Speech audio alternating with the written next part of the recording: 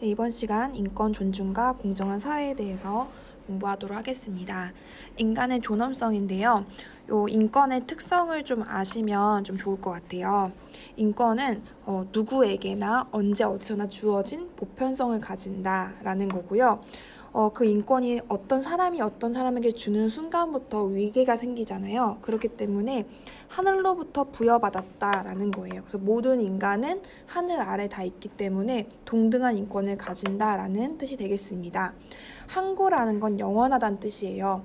인권이라는 거는 태어나면서부터 죽을 때까지 그 죽고 나서도 인권은 존재한다라는 뜻이고요. 이 인권은 누가 함부로 불가침, 침범할 수 없다라는 이야기가 되겠습니다. 차별과 역차별도 여러분들이 그냥 아시는 그 수준으로만 알면 돼요. 차별은요, 차이, 다름을 근거로 불이익을 줄 때 발생하는 걸 차별이라고 얘기를 합니다. 그래서 우리가 약자를 대우하는 그래서 이 차별을 받지 않도록 약자를 더 대우해 줄 때가 있잖아요. 하지만 문제는 요 두 가지에서 갈려요. 우대 정책을 먼저 볼게요. 차별받아온 사람들에게 더 많은 혜택을 주는 경우를 이야기하는데요. 장애인 우대 정책이라든가 여성 우대 정책, 소수인종, 이 장애인, 여성, 소수인종은 우리가 말하는 사회적 약자를 이야기합니다. 그들에게 좀 더 많은 혜택을 줘가지고 그런 불평등을 맞춰주는 건데요. 문제는 그러다 보니까 기존의 어떤 일반적인 사람들이 피해를 받을 때가 있어요. 그걸 우리가 역차별이라고 얘기합니다. 이 정도만 여러분들이 구분하시면 되는데요. 요 우대 정책을 창설하는 입장은요. 기존에 사회적 약자들이 많은 피해를 받았기 때문에 보상 차원에서 우대 정책을 해야 한다. 그리고 워낙 사회적 약자와 그렇지 않은 사람들의 격차가 너무 크기 때문에 다시 분배를 해야 하는 재분배 논리, 그리고 사회적 약자가 그런 혜택을 많이 받을 때 사회 전체 이익이 커진다라는 공리주의 논리를 따라서 찬성을 하고요. 반대로 이 우대 정책을 반대하는 입장은 역차별을 이야기를 들 수가 있겠죠. 사회적 약자를 어떻게 보면 대우하다 보니까 기존의 일반인들이 심하게 어떻게 피해를 보는 경우를 예를 들면서 반대하거나 아니면 과거에 차별한 부분을 왜 지금 와가지고 우리는 차별한 적 없는데 라고 얘기하면서 현재의 보상은 과거의 차별에 대해 맞지 않다라고 보는 입장이겠죠. 그리고 이 세상은 어떻게 보면 능력이 좋고 뛰어난 사람이 더 많이 받는 게 맞는데 왜 그런 업적주의를 원칙을 위배하면 사람들이 열심히 하지 않을 거다라고 얘기하는 입장에서 우대 정책을 반대합니다. 그리고 이제 부패 방지를 위한 청렴의 중요성을 이야기하는데요. 청렴이라는 게 뭐냐 했을 때 맑고 염치를 안다는 뜻이에요. 그래서 성품과 행실이 올바르고 탐욕이 없다 이렇게 얘기를 합니다. 그래서 요 전통 윤리의 요 말을 조금 기억하시면 좋을 것 같아요. 청백리는요, 청렴 결백한 이. 그러니까 어떤 관리를 이야기합니다. 그러니까 관리라면 청렴 결백해야 돼라고 이야기를 하는 거고요. 이제 그런 정신들이 봉공 정신, 공적인 일을 받들다 봉자예요. 그래서 공적인 일을 받드는 정신인데 선공호사, 공적인 일이 앞에, 사적인 일은 뒤에, 멸사봉공, 사적인 일을 멸하고 공적인 일을 받들자 이런 뜻이에요. 그러니까 이익을 추구하기보다는 의를 추구하라는 의미가 되겠습니다. 그리고 준법이라는 거는 말 그대로 법을 지키는 거죠. 그러니까 법을 지키는 건 당연한 것들이에요. 하지만 더 중요한 거는 법을 지키지 않을 경우인데요. 당연히 법을 지키지 않는 거는 잘못된 거지만 그것이 인정될 때가 있는데 그게 시민불복종입니다. 시민불복종은 정의롭지 않은 법이 있을 수 있어요. 왜냐면 이거는 인간이 만드는 법이기 때문에 그렇죠. 그럼 그 법을 인간이 만든 어떻게 오류가 있는 법을 계속 그거를 법이라고 지킬 것인가에 대한 부분에서 이걸 고치기 위해서 하는 위법행위예요. 어쨌든 시민불복종은요, 법을 지키지 않는 거기 때문에 위법입니다. 하지만 그 법을 지키지 않음으로써 이제 정의로운 법으로 바꾸기 위한 노력이라고 보시면 되겠습니다.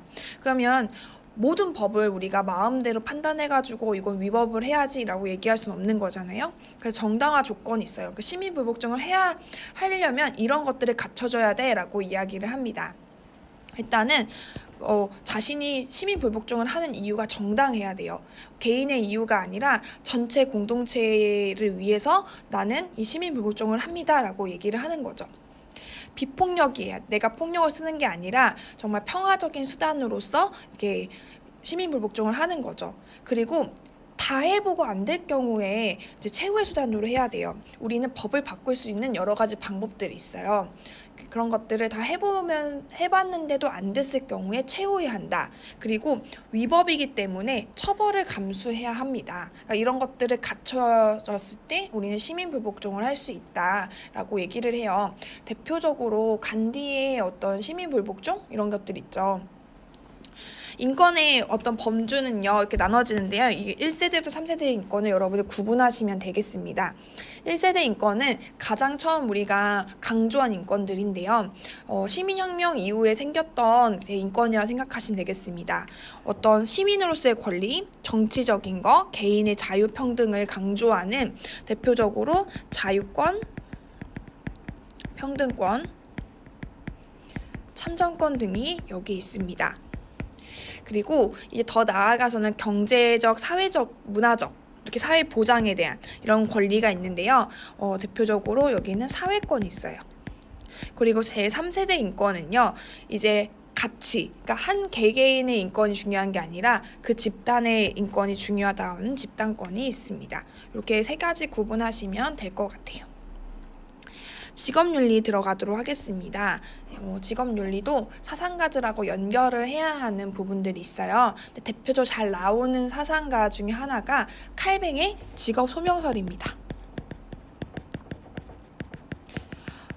예전에 중세 기독교는요, 노동이라는 것을 우리가 원죄에 대한 속죄로 여겼어요. 그러니까 선악과를 먹고 이제 아담과 하와가 쫓겨나잖아요. 에덴 동산에서. 그 다음부터 이제 밭을 일구기 시작하는데, 그래서 내가 죄를 지었기 때문에 하나님께 속죄하는 마음으로 노동을 하기 때문에 노동을 통해 번 돈이 되게 그것들을 되게 부정하게 여겼단 말이죠.